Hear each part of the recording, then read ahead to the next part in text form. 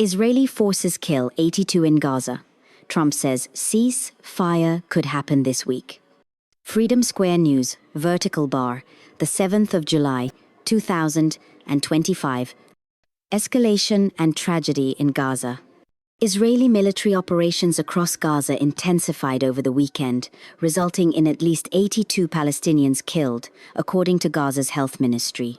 Notably, 38 fatalities occurred amid large-scale airstrikes on populated areas such as Gaza City and Al-Mawasi, a densely inhabited area of displaced persons. Hospitals report the surge in casualties has overwhelmed emergency services, compounding Gaza's already catastrophic humanitarian situation. Ceasefire talks enter critical phase.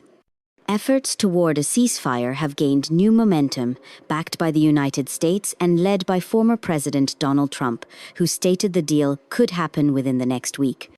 Ceasefire talks enter critical phase. Efforts toward a ceasefire have gained new momentum, backed by the United States and led by former President Donald Trump, who stated the deal could happen within the next week. Key components of the proposed arrangement include a 60-day temporary ceasefire, phased exchange, approximately 10 living Israeli hostages, and the 18th of December eased for Palestinian prisoners, Israeli troop withdrawal to buffer zones, humanitarian aid corridors managed by the UN and Red Crescent, political dynamics in Washington. Prime Minister Benjamin Netanyahu is due to meet Trump in Washington on the 7th of July, amid intense negotiations.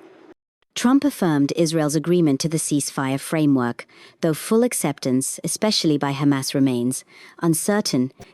Hamas has signaled a positive response, but continues to press for guarantees, including a permanent end to the war, full Israeli withdrawal, formal ceasefire enforcement mechanisms.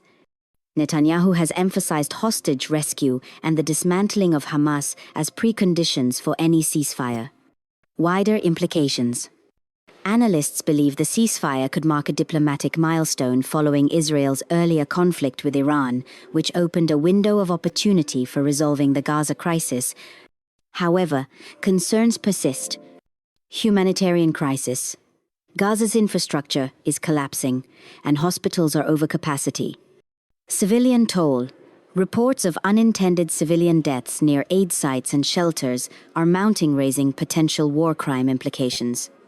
Long-term peace remains elusive, as prior ceasefires have fractured over mutual distrust. What happens next? Netanyahu meets Trump in Washington on the 7th of July, aiming to finalize the agreement. Hamas awaits the formal proposal from Qatar and Egypt, including hostages-to-aid exchange terms.